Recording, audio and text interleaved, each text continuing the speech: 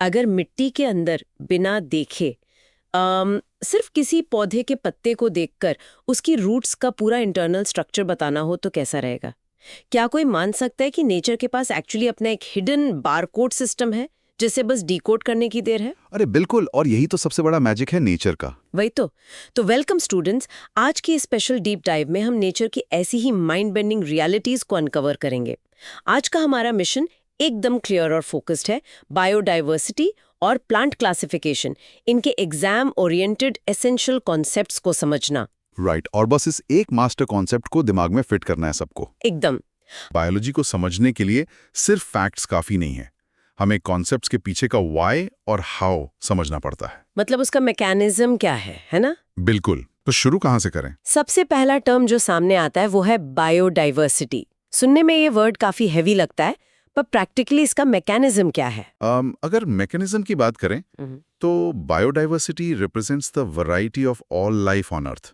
ये सिर्फ किसी एक तरह के जानवर या पौधे तक लिमिटेड नहीं है। ओ, मतलब इसमें बाकी सब भी आएगा? हाँ ना, इस अम्ब्रेला टर्म के अंदर प्लांट्स, एनिमल्स और यहाँ तक कि माइक्रो लेवल पर माइक्रोब्स भी शामिल हैं। तो एक तरह से ये लिविंग ऑर्गेनिजम्स की टोटल वैरायटी है। एकदम सही। डेफिनेशन को अगर ब्रेक करें तो ये लिविंग ऑर्गेनिजम्स की वेरिएबिलिटी है, यानी कितने अलग अलग स्पीशीज नेचुरली एग्जिस्ट करते हैं, और ये सभी अलग अलग डाइवर्स इकोसिस्टम्स का हिस्सा होते हैं, जैसे कि फॉरेस्ट, डेजर्ट या ओशन। तो ये मान ले कि ये अर्थ का पूरा लिविंग नेटवर्क है जहां हर लाइफ फॉर्म आपस में कनेक्टेड है। सही पकड़ा। एग्जाम्पल के लिए एक फॉरेस्ट इकोसिस्टम को देखते हैं। एक जंगल में मैसिव ट्रीज होते हैं, कैनोपीज में अलग अलग तरह की बर्ड्स होती हैं। और जमीन पर भी तो बहुत कुछ होता है। बिल्कुल, जमीन पर इंसेक्ट्स और सॉइल में माइक्रोब्स होते हैं। अब यहाँ एक मेजर प्रैक्टिकल प्रॉब्लम आती है। जब अर्थ पर इतनी एक्सट्रीम वैरायटी है, इतनी सारी बायोडाइवर्सिटी है, तो इस पूरे सिस्टम को याद कैसे रखा जाए? मतलब स्टूडेंट्स के लिए तो ये ओवर इन्फॉर्मेशन हो जाएगी। और वहीं पर प्लांट क्लासिफिकेशन का कॉन्सेप्ट काम आता है। क्लासिफिकेशन? हाँ, क्लासिफिकेशन बेसिकली नेचर के इस मैसिव डेटा को ऑर्गेनाइज करने का एक लॉजिकल सिस्टम है। अगर स्पेसिफिकली प्लांट्स को कैटेगराइज करना हो तो ये क्लासिफिकेशन 3 मेन स्ट्रक्चरल पिलर्स पर खड़ी है। अच्छा, वो 3 पिलर्स क्या हैं? ये पिलर्स हैं साइज, टाइप ऑफ स्टेम और लाइफ स्पैन। इन्हीं 3 बेसिक चीजों को ऑब्जर्व करके किसी भी प्लांट को उसकी सही कैटेगरी में डाला जा सकता है। तो इसका मतलब है कि सिर्फ पौधे का साइज, उसका तना यानी स्टेम की हार्डनेस और उसकी टोटल उम्र देखकर हम पूरा क्लासिफिकेशन समझ सकते हैं। बिल्कुल ऐसे ही। Let's test this logic. अगर अपराइट स्टेम्स की बात करें, यानी जिनकी स्टेम बिल्कुल सीधी खड़ी होती है, उसमें सबसे पहला बेसिक लेवल आता है हर्ब्स का। इनकी एग्जैक्टली क्या स्ट्रैटेजी होती है? हर्ब्स वो प्लांट्स होते हैं जो बिल्कुल सॉफ्ट, ग्रीन और टेंडर स्टेम्स पर रिलाई करते हैं। इनका तना बिल्कुल नरम होता है। तो फिर इनकी हाइट भी ज्यादा नहीं होती होगी? सही कहा। इनकी स्ट्रैटेजी लंबी हाइट बनाना नहीं होती, इसीलिए इनकी हाइट शॉर्ट रहती है। और अगर लाइफ स्पैन की बात करें तो ये सिर्फ कुछ महीनों के लिए, यानी अ फ्यू मंथ्स तक ही जिंदा रहते हैं। बस कुछ महीने? हाँ, इनका मेन गोल होता है जल्दी ग्रो करना और सीड्स प्रोड्यूस करना, इसीलिए ये वुडी स्टेम में एनर्जी वेस्ट नहीं करते। ओ, तभी व्हीट, मिंट यानी पुदीना और टोमेटो जैसे प्लांट्स हर्ब कैटेगरी में आते हैं। इन सब की स्टेम ग्रीन और इजीली बेंड होने वाली होती है। एकदम परफेक्ट एग्जांपल्स हैं। पर क्या हो अगर एनवायरनमेंट में सरवाइव करने के लिए तना थोड़ा कठोर या हार्ड हो जाए, फिर क्या कहेंगे उन्हें? वहीं पर क्लासिफिकेशन का दूसरा लेवल आता है, जिन्हें हम श्रब्स कहते हैं। श्रब्स की स्टेम हार्ड और वुडी हो जाती है। तो क्या ये ट्रीज जैसे होते हैं? नहीं, यहाँ एक डिटेल नोट करनी है कि स्टेम वुडी होने के बावजूद पतली रहती है। इनकी हाइट मीडियम होती है। अच्छा, और ब्रांचेस का क्या पैटर्न होता है इनमें? एक बहुत क्लियर फीचर ये है कि इनकी ब्रांचेस जमीन के बिल्कुल पास से, यानी क्लोज टू ग्राउंड से निकलना शुरू हो जाती हैं। और इनका लाइफ स्पैन कैसा होता है? लाइफ स्पैन के मामले में ये हर्ब से आगे निकल जाते हैं और फ्यू इयर्स यानी कुछ सालों तक जिंदा रहते हैं। पेट, अगर श्रब्स की स्टेम्स वुडी होती हैं और वो सालों तक जीते हैं, तो उन्हें बेसिकली छोटे ट्रीज क्यों नहीं कह देते? डिफरेंस एग्जैक्टली कहाँ आता है? डिफरेंस उनके स्ट्रक्चरल ग्रोथ में आता है। श्रब्स का बेस बुशी होता है क्योंकि मल्टीपल ब्रांचेस जमीन से ही निकल रही हैं। ओ, जैसे रोज, हिबिस्कस या लेमन के पौधे होते हैं? हाँ, बिल्कुल। उनमें कोई एक सिंगल स्ट्रॉन्ग पिलर नहीं होता। लेकिन अगर एक सिंगल मैसिव पिलर हो तो वो ट्रीज की कैटेगरी में आता है। तो ट्रीज जिनको हम प्लांट्स के जायंट्स बुला सकते हैं, उनका मैकेनिज्म बिल्कुल अलग है। बिल्कुल अलग। ट्रीज की सबसे प्राइमरी पहचान है इनकी थिक, हार्ड और वुडी ट्रंक्स। इनका तना इतना मोटा और डेंस होता है कि उसको स्टेम कहने के बजाय ट्रंक कहा जाता है। और ये बहुत लंबे भी तो होते हैं। हाँ, ये साइज में बहुत टॉल और स्ट्रांग होते हैं ताकि ऊपर एक हैवी कैनोपी को सपोर्ट कर सकें। तो ब्रांचेस कहाँ से निकलती हैं इनकी? श्रब्स के बिल्कुल ऑपोजिट इनकी ब्रांचेस जमीन से बहुत ऊपर, हाई अबव ग्राउंड से निकलना शुरू होती हैं और इनका लाइफ स्पैन सबसे लंबा होता है। ये मेनी ईयर्स यानी कई सालों तक जिंदा रहते हैं। और इसके एग्जाम्पल्स तो साफ दिखते हैं, जैसे मैंगो, नीम या बैनियन यानी बरगद का पेड़। तो अगर स्ट्रक्चर को क्विकली कंपेयर करें ताकि स्टूडेंट्स के दिमाग में एकदम क्लियर हो जाए, साइज में हर्ब्स स्मॉल, श्रब मीडियम और ट्री टॉल होते हैं। राइट। स्टेम में herb soft and green, shrub thin woody और ट्री थिक वुडी ट्रंक वाला होता है। ब्रांचेस हर्ब में ना के बराबर है, श्रब में ग्राउंड के पास से और ट्री में ग्राउंड से बहुत ऊपर से। एकदम ठीक। और लाइफ स्पैन के हिसाब से हर्ब कुछ महीने, श्रब कुछ साल और ट्री कई सालों तक जीते हैं। सही है? एकदम परफेक्ट स्ट्रक्चरल कंपैरिजन। लेकिन वैसे नेचर हमेशा सीधे रास्ते नहीं चलती। ये तो थे दी अपराइट स्टेम्स, जिनके पास नेचुरली सीधे खड़े रहने की पावर है। तो ऐसी स्पीशीज का क्या जिनकी स्टेम्स नेचुरली बहुत वीक होती हैं? वही तो फैसिनेटिंग बात है कि वीक स्टेम्स वाले प्लांट्स ग्रेविटी के अगेंस्ट सर्वाइव करने के लिए दो बिल्कुल अलग डिस्टिंक्ट सर्वाइवल पाथ्स चुनते हैं। अरे हाँ, this is the super hero origin story part. जैसे स्पाइडरमैन को अपवर्ड मूवमेंट के लिए बिल्डिंग्स और वेब्स का सपोर्ट चाहिए होता है, वैसे ही कुछ वीक प्लांट्स को एक्सटर्नल सपोर्ट चाहिए, जिन्हें हम क्लाइंबर्स कहते हैं ना। हा, स्पाइडरमैन एनालॉजी यहाँ परफेक्टली फिट बैठती है। क्लाइंबर्स वो प्लांट्स हैं जिनकी वीक स्टेम होती है और अपवर्ड ग्रोथ के लिए उन्हें एक्सटर्नल सपोर्ट जरूरी होता है। जैसे कोई दीवार, स्टिक या दूसरा बड़ा पेड़। बिल्कुल। ये जमीन पर नहीं रहना चाहते, इनको सनलाइट चाहिए, इसीलिए ये अपवर्ड क्लाइंब करते हैं। पर ये दीवार को पकड़ते कैसे? अपने सपोर्ट को पकड़ने के लिए ये टेंड्रिल्स या ट्वाइनिंग मैकेनिज्म का इस्तेमाल करते हैं। टेंड्रिल्स बेसिकली स्प्रिंग की तरह होते हैं जो किसी भी सपोर्ट के कांटेक्ट में आते ही उसके चारों तरफ लिपट जाते हैं। वाओ, मतलब उनके पास अपना खुद का ग्रैपलिंग हुक सिस्टम है। इसके कॉमन एग्जांपल्स में मनी प्लांट, पी यानी मटर, ग्रेप वाइन और बीन प्लांट आते हैं। पर दूसरा सर्वाइवल पाथ क्या है? क्या हो अगर किसी वीक स्टेम वाले पौधे को आसपास कोई सपोर्ट ही ना मिले? अगर सपोर्ट नहीं है तो ग्रेविटी से लड़ने का कोई फायदा नहीं, इसलिए पौधा दूसरा रास्ता चुनता है। इन्हें हम क्रीपर्स कहते हैं। क्रीपर्स? हाँ, क्रीपर्स का तना इतना ज्यादा कमजोर, मतलब वेरी वीक स्टेम होता है कि ये क्लाइंब करने की एनर्जी लगाते ही नहीं।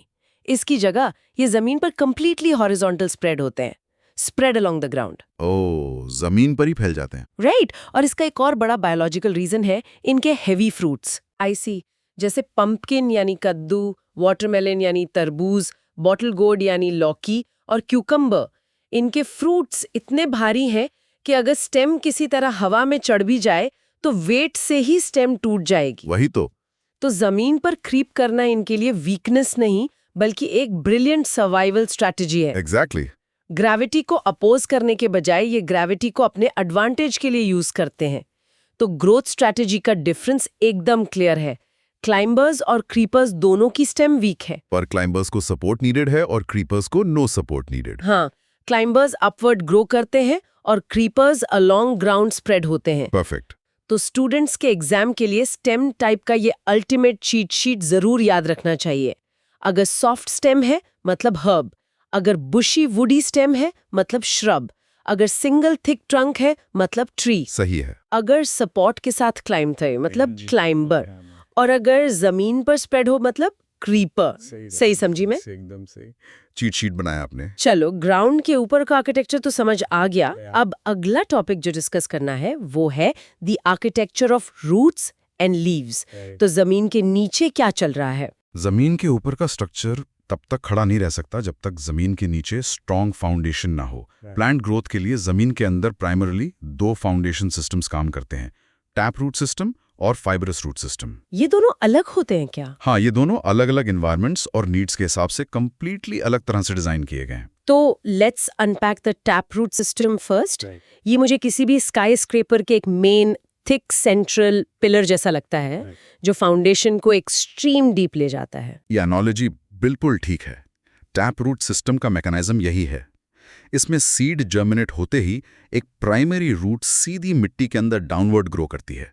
ये एक सिंगल थिक मेन रूट होती है, एकदम स्ट्रेट नीचे जाती है। हाँ, और फिर इस मेन रूट के साइड से छोटी छोटी लैटरल रूट्स निकलना शुरू होती हैं।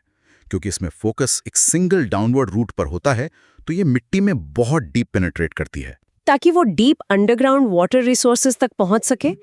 ये आर्किटेक्चर टिपिकली डाइकॉट प्लांट्स में पाया जाता है। डाइकॉट प्लांट्स, और इसके एग्जांपल्स हैं मैंगो, नीम, पी, मस्टर्ड, कैरेट और रेडिश।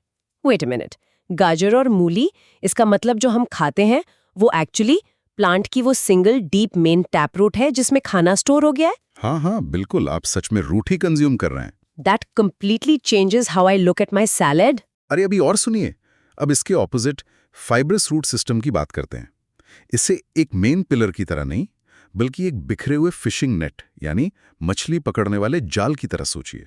फिशिंग नेट, हाँ, इंटरेस्टिंग। पर इसका ओरिजिन कहाँ से होता है? इसमें कोई सिंगल मेन रूट नहीं होती। इसकी शुरुआत सीधे स्टेम के बेस से होती है, मतलब origin directly from the base of the stem. इस नेट जैसी आर्किटेक्चर में सारी रूट्स थिन और बुशी होती हैं। तो क्या ये डीप नहीं जाती? नहीं, क्योंकि कोई एक रूट डीप नहीं जा रही, इसलिए ये जमीन में शालो रहती हैं और साइडवेज बहुत दूर तक स्प्रेड करती हैं। अच्छा, इसलिए फिशिंग नेट वाला एग्जाम्पल दिया था। हाँ, जाल वाली एनालॉजी यहाँ इसलिए परफेक्ट है क्योंकि ये फाइब्रस रूट्स मिट्टी के कणों को यानी सॉइल पार्टिकल्स को इस जाल में जकड़ लेती हैं। यही मैकेनिज्म मिट्टी को बहने से रोकती है, प्रिवेंटिंग सॉइल इरोजन। यूजफुल है। और ये किस टाइप के प्लांट्स में मिलती है? ये पैटर्न मोनोकॉट प्लांट्स की कैरेक्टरिस्टिक है। तभी घास को उखाड़ते वक्त मिट्टी का पूरा गुच्छा साथ बाहर आता है। इसके एग्जाम्पल्स हैं व्हीट, राइस, मेज, ग्रास और अनियन। प्याज के नीचे जो थ्रेड्स जैसे दिखते हैं वो फाइब्रस रूट्स ही तो है। एकदम सही पकड़ा आपने। तो क्लियर एग्जाम ट्रिक ये हुई कि टैप रूट मतलब एक सिंगल मेन रूट जो डीप जाती है, और फाइब्रस रूट मतलब मेनी थिन रूट्स जो बुशी होती है और शैलो स्प्रेड करती है। बिल्कुल। अब जमीन के नीचे से ठीक ऊपर चलते हैं, प्लांट के किचन की तरफ। Let's talk about leaf anatomy. तो एक पत्ते के आर्किटेक्चर में कई स्पेसिफिक टेक्निकल टर्म्स होते हैं जो समझने जरूरी हैं। सबसे पहले आता है पेटियोल। पेटियोल क्या होता है? अच्छा, इन्हीं वेन्स के ठीक बीच में एक सबसे थिक पाइप होती है जिसे मिडरिब कहते हैं। और पत्ते का जो ब्रॉड, चौड़ा और फ्लैट सरफेस होता है जहां एक्चुअली सनलाइट कैप्चर होती है उसे लैमिना कहते हैं। पत्ते की बाहरी बाउंड्री को मार्जिन कहते हैं और सबसे ऊपर वाली नोक या टिप को एपेक्स कहा जाता है। आप तो टर्म्स अच्छे से जानते हैं। हाँ, थोड़ा बहुत। पर मैं यहाँ पूछना चाहती हूँ कि ये लैमिना हमेशा फ्लैट क्यों होता है? Mechanism again. लैमिना फ्लैट इसलिए होता है ताकि सरफेस एरिया मैक्सिमम हो सके और वो ज्यादा से ज्यादा सनलाइट कैप्चर कर सके। खाना बनाने के लिए सोलर एनर्जी चाहिए ना। Make sense. बट यहाँ एक और आर्किटेक्चरल डिजाइन आता है जिसे वेनेशन कहते हैं। ये बेसिकली पत्ते के अंदर वेन्स का अरेंजमेंट पैटर्न है। ये दो तरह का होता है। पहला है रेटिकुलेट वेनेशन। रेटिकुलेट मतलब जालीदार, जिसमें नेट जैसा डिजाइन हो। सही कहा। जब वेन्स पत्ते के अंदर एक नेट लाइक या जाल जैसा कॉम्प्लेक्स पैटर्न बनाती हैं तो उसे रेटिकुलेट वेनेशन कहते हैं। ये नेटवर्क इंश्योर करता है कि ब्रॉड पत्ते के हर एक सेल तक वाटर और फूड पहुंचे। ये डाइकॉट प्लांट्स की अहम पहचान है। इसके एग्जाम्पल्स मैंगो, पी, मस्टर्ड और हाइबिस्कस है। मैंने आम के पत्ते में क्लियरली एक जाल देखा है वैसे, पर क्या ऐसा डिजाइन भी होता है जहां वेन्स आपस में क्रॉस ना करें और एकदम स्ट्रेट हों? हाँ, मैकेनिज्म नंबर 2 जिसे पैरेलल वेनेशन कहते हैं। इस डिजाइन में वेन्स पत्ते के बेस से निकलकर एपेक्स तक एक दूसरे के बिल्कुल स्ट्रेट और पैरेलल चलती हैं। कहीं कोई जाल नहीं बनता। ओह, जाल नहीं बनता इसमें? नहीं, और ये डिजाइन स्पेसिफिक है मोनोकॉट प्लांट्स के लिए, जिसके कॉमन एग्जाम्पल्स हैं व्हीट, राइस, मेज, बनाना और ग्रास। केले का पत्ता इसका सबसे बेस्ट एग्जाम्पल लगता है मुझे। उसमें इतनी परफेक्ट पैरेलल लाइंस होती हैं कि उसको सीधा फाड़ना बहुत आसान होता है। एकदम ठीक। तो बेसिकली पत्ते प्लांट्स के 16 पैनल्स हैं, राइट? सही टर्म है, the solar engine. The leaf एक फ्लैट ग्रीन स्ट्रक्चरल यूनिट है। फ्लैट इसलिए ताकि सरफेस एरिया मैक्सिमम हो और ग्रीन इसलिए क्योंकि उसमें क्लोरोफिल होता है। इसका मेन काम क्या है फिर? इसका काम है फोटोसिंथेसिस के थ्रू लाइट एनर्जी को केमिकल एनर्जी यानी फूड में कन्वर्ट करना। ऑसम। तो let's summarise the venation quickly. Reticulate venation मतलब नेट लाइक वेन्स जो ब्रॉड और कॉम्प्लेक्स डिस्ट्रीब्यूशन के लिए है, typical in dicot plants like mango. Right. और पैरेलल वेनेशन मतलब straight lines, typical in monocot plants like wheat. अब यहाँ पर जो नेक्स्ट डिटेल है वो माइंड ब्लोइंग है। The master biological pattern. जैसा मैंने इंट्रो में बारकोड सिस्टम कहा था। अरे हाँ, ये वाकई बायोलॉजी का सबसे फैसिनेटिंग पैटर्न है। नेचर का एक क्लियर कनेक्टेड मैकेनिज्म है कि look at the leaves to know the roots, look at the roots to know the leaves. थोड़ा और इजी करके समझाएंगे? इसका मतलब है अगर किसी प्लांट में डाइकॉट टाइप का रेटिकुलेट वेनेशन है, जैसे मैंगो या पी में, तो उसकी रूट गारंटीड टैप रूट होगी। ये फीचर्स एवोल्यूशन में एक साथ लिंक हो गए हैं। वेट, सच में? बिना जमीन खोदे पता चल जाएगा? बिल्कुल। और वैसे ही अगर पत्ते में पैरेलल वेनेशन है, जैसे घास या गेहूं में, तो उसकी जड़ें हमेशा फाइब्रस रूट होंगी क्योंकि वो मोनोकॉट है। दिमाग घूम गया मेरा तो ये सुनकर। बिना प्लांट को जमीन से उखाड़े सिर्फ पत्ता देखकर जमीन के अंदर का स्ट्रक्चर बता देना। नेचर सच में एक कोडेड सिस्टम पर काम कर रहा है। अमेजिंग है ना कमाल? बहुत कमाल है। अब नेक्स्ट हेडिंग पर चलते हैं, monocots and dicots, fundamental botanical classification. होती है? अगर हम एक सीड को ध्यान से ओपन करके देखें तो उसके 3 मेन फंडामेंटल हिस्से होते हैं। सबसे पहला और सबसे बाहरी हिस्सा है सीड कोट। अच्छा। ये सीड कोट एक प्रोटेक्टिव लेयर है जो अंदर की नाजुक जान को एक्सट्रीम सर्दी, गर्मी और फिजिकल डैमेज से बचाती है। दूसरा हिस्सा होता है कॉटिलेडॉन। Cotyledon, right. हाँ, जो कि सीड के अंदर फूड स्टोर करने का काम करता है। और तीसरा सबसे जरूरी हिस्सा है एम्ब्रियो, जो एक्चुअली में एक बेबी प्लांट होता है, जिसके अंदर आगे का पूरा कोड फीड किया हुआ है। एग्जैक्टली जिसके अंदर कल का एक विशाल पेड़ बनने का पूरा ब्लूप्रिंट है। लेकिन अब आते हैं उस मेन सवाल पर जो प्लांट वर्ल्ड को डिवाइड करता है। हमने अपने टाइटल में मोनोकॉट्स और डाइकॉट्स का जिक्र किया था। कॉटिलेडॉन सभी सीड्स में होता है, तो फिर डिफरेंसेस कहाँ से आते हैं? पहली कैटेगरी है मोनोकॉट्स, जिनका मतलब है कि इनके सीड्स में सिर्फ एक सीड लीफ या एक कॉटिलेडन होता है, जैसे कि घास यानी ग्रासेस। अच्छा। और दूसरी कैटेगरी है डाइकॉट्स, जिनके सीड्स में 2 सीड लीव्स या 2 कॉटिलेडन्स होते हैं, जैसे कि बीन्स। जब एक डाइकॉट सीड जिसमें 2 कॉटिलेडन्स हैं वो जमीन से बाहर आता है तो उसकी पत्तियां यानी लीव्स एक बहुत ही स्पेसिफिक डिजाइन फॉलो करती हैं। इन लीव्स में रेटिकुलेट वीनेशन होती है। जमीन के अंदर जो डाइकॉट का रूट सिस्टम होता है उसको टैप रूट कहते हैं। अब इस टैप रूट और कॉम्प्लेक्स लीफ सिस्टम के साथ जब बात आती है इनके फ्लावर्स की, तो डाइकॉट प्लांट्स नेचर की एक अलग मैथ फॉलो करते हैं। मैथ? फूलों में? हाँ, इनके फ्लावर्स में पेटल्स यानी पंखुड़ियां हमेशा 4 या 5 के काउंट में होती हैं। मोनोकॉट प्लांट्स का ट्रेट मैप कैसा होता है? मोनोकॉट्स डाइकॉट्स के बिल्कुल ऑपोजिट हैं। मोनोकॉट्स की लीव्स में पैरेलल वेनेशन होती है। मोनोकॉट्स में फाइब्रस रूट सिस्टम होता है। इनके फ्लावर्स नेचर के 3 के टेबल फॉलो करते हैं। इनमें पेटल्स हमेशा 3 होती हैं या 3 के मल्टीपल्स में, जैसे 6 या 9। एक पौधा है जिसका पत्ता विजिबल नहीं है, पर उसके फ्लावर में ठीक 5 पेटल्स हैं। क्या इस एक डिटेल से बाकी पूरा पौधा रिवर्स इंजीनियर किया जा सकता है? बिल्कुल किया जा सकता है। 5 पेटल्स का मतलब है कि ये डाइकॉट प्लांट है। अगर डाइकॉट है तो बिना देखे बताया जा सकता है कि उसके पत्ते में स्पाइडर वेब जैसा रेटिकुलेट जाल होगा, उसके जमीन के अंदर डीप टैप रूट होगी, और उसके बीज में फूड रिजर्व के लिए 2 कॉटिलेडॉन्स होंगे। बूम! एक पत्ता या एक फूल से हम उस प्लांट की पूरी एनाटॉमी, उसकी रूट्स और उसके सीड तक का डिजाइन बता सकते हैं। तो हम अपने सभी स्टूडेंट्स और लिसनर्स के लिए एक प्रोवोकेटिव थॉट छोड़ना चाहेंगे। अगली बार जब कोई पार्क में घास पर चल रहा हो और अचानक ध्यान किसी शेड वाले आम के पेड़ पर जाए, तो सिर्फ पेड़ मत देखिए। हाँ, सोचिए कि जूतों के नीचे जो घास है वो एक अलग सर्वाइवल टाइमलाइन का हिस्सा है, जिसने मिट्टी की सतह पर फाइब्रस रूट्स का जाल बिछाया है और अपने पत्तों में स्ट्रेट पैरेलल लाइंस डाली हैं। राइट। और सामने जो आम का पेड़ खड़ा है उसके पत्तों में कॉम्प्लेक्स स्पाइडर वेब है जो डायरेक्टली उसकी अंडरग्राउंड हाईवे जैसी टैप रूट से कनेक्टेड है।